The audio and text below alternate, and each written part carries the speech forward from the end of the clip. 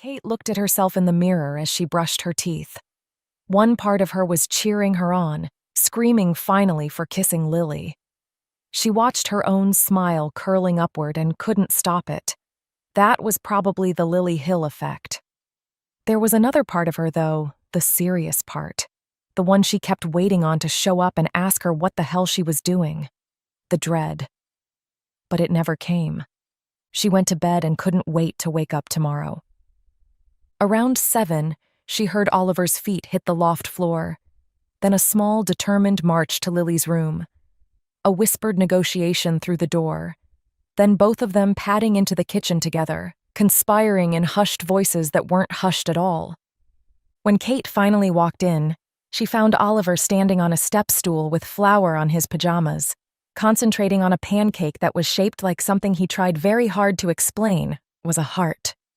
A dinosaur heart, specifically, because, as he informed her with great authority, dinosaurs were better than regular love.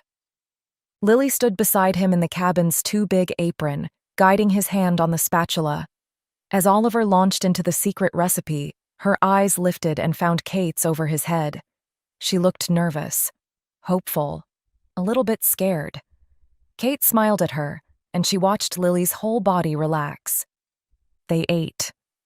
Oliver talked endlessly about the new tricks he wanted to learn on skis.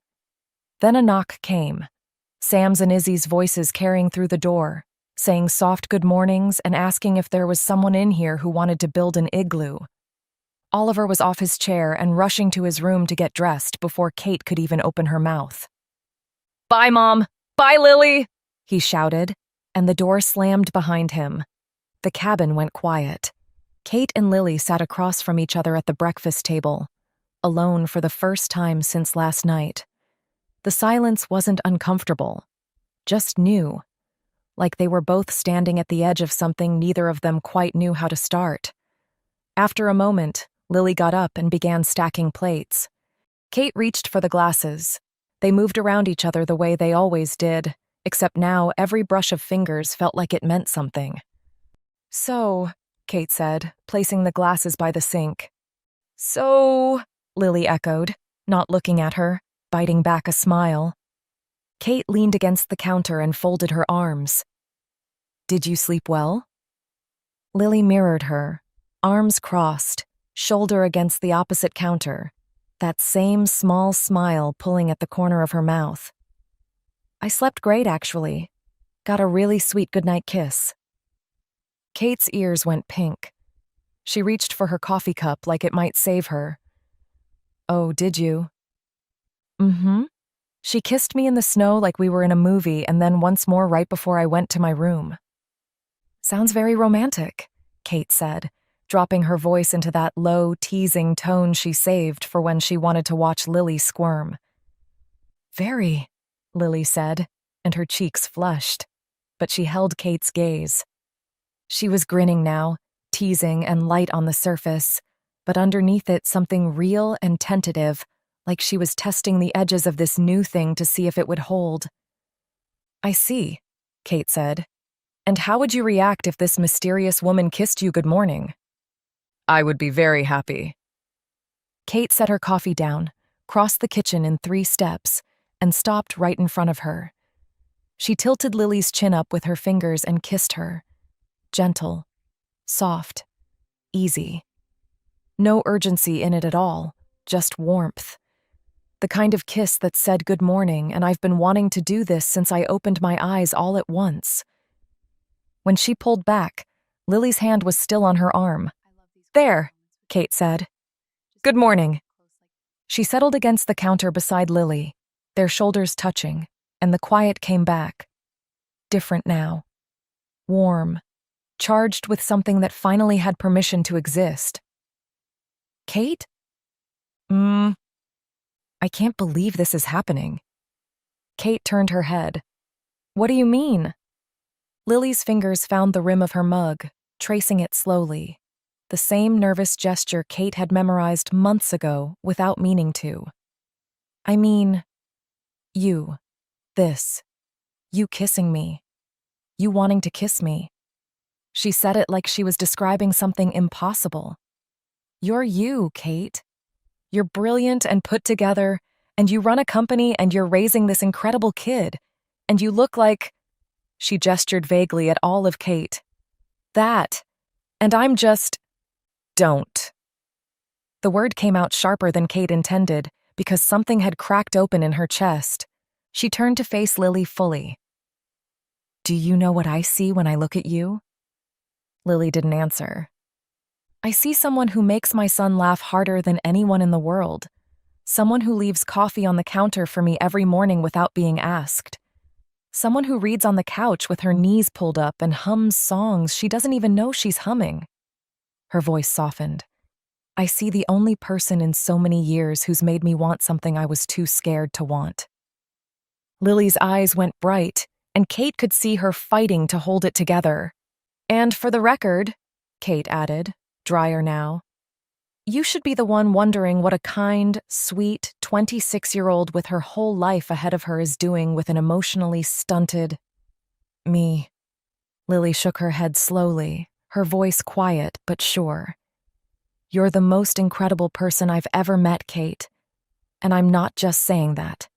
You make me feel safe. You make me feel seen. Nobody's ever done that for me before. Kate opened her mouth to argue, because that was her whole thing. That was what she always did, but nothing came out. Lilly was looking at her with such open, steady certainty that the words just dissolved before they reached her tongue. Outside, Oliver was shrieking with laughter. Sam was shouting something about structural integrity. Izzy's voice floated over, calm and measured, explaining that the igloo needed a better foundation. Kate and Lilly stayed in the kitchen a while longer, not talking, not needing to, just kissing every good morning they'd never let themselves have, their coffee going cold. The last evening at the cabin came with the kind of light that made everything look golden and borrowed. Sam had demanded one final snowball fight, and nobody had the heart to say no. It was messy and loud, and exactly what they all needed. Haley and Danny moving together like a military unit, Grace pelting everyone in range while narrating her own performance, Izzy retaliating with devastating accuracy whenever anyone got too close to her book. Oliver switched teams 4 times and declared himself the winner regardless. When it was over, the group drifted back toward the cabins in 2s and 3s, snow in their hair, cheeks raw from the cold. As Lilly and Oliver walked ahead, Oliver bouncing beside her, recounting every snowball he'd thrown like a war hero, Lilly turned back and caught Kate's eye. It was a quick smile, warm and private, the kind of look nobody else would have noticed. Kate returned it. Valentina, walking beside her, noticed anyway. You seem lighter, she said, her eyes still forward. Kate didn't have the energy to deny it anymore. She's good for you, Valentina said simply. I think so too, Kate replied. Valentina didn't push further. She never did. She just squeezed Kate's arm gently and walked ahead to find Sam, who was attempting to carry Oliver on her shoulders while Grace filmed it. That night, they all crowded into the main cabin for one last dinner. Valentina had used up every scrap left in the kitchen and somehow turned it into something wonderful. Roasted vegetables, bread, cheese, and a soup that made Sam declare she was emotionally compromised. The table was loud. Danny was telling the story of the time she and Haley got lost on a road trip and ended up at a gas station wedding, and Haley kept interrupting to correct the details. Grace was trying to make Izzy eat blue cheese while Izzy held firm that she'd rather die. Sam had Oliver on her lap and was teaching him to say, I love you, in Italian, which Valentina found both charming and phonetically criminal. Tomorrow they'd scatter back to their lives. Different cities, different routines, different versions of themselves. But tonight they were here, and the noise and the warmth and the wine made it easy to forget that it was ending. Kate looked around the table at these people she loved, this strange, loud, broken, beautiful family she'd somehow built, and the thought hit her quietly. Lilly leaned over beside her and whispered, You okay? Yeah, Kate said, and looked at her. Really okay. Later, while the others packed, Kate found Lilly standing alone on the cabin porch, staring out at the mountains. Trying to memorize it, Lilly said without turning around. Kate stepped out and stood beside her. The air was cold and still, and the mountains were enormous in the fading light. It was peaceful here, deeply, stubbornly peaceful, and Kate hadn't realized until this exact moment how badly she'd needed that. "Kate," Lilly said, still looking ahead, "when we get back, are you going to be different?" "What do you mean?" "This feels safe because it's away from everything. But when we're home, when I'm the nanny again..." She stopped herself, then started over, quieter. "I need to know you're not going to panic and pretend this didn't happen."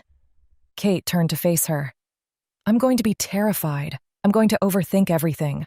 I'm probably going to be weird about it for at least a week." Lily's face fell, and Kate saw the exact moment the hope left her eyes. "But I'm not going to pretend," Kate said. "That's the one thing I can promise you. I'm done pretending." Lilly searched her face, really searched it, like she was looking for the catch, and whatever she found there must have been enough, because she exhaled slowly and let the anxiety she'd been carrying all day go with it. "Okay." Kate took her hand, lifted it, and pressed her lips against Lily's knuckles. "I promise," she said,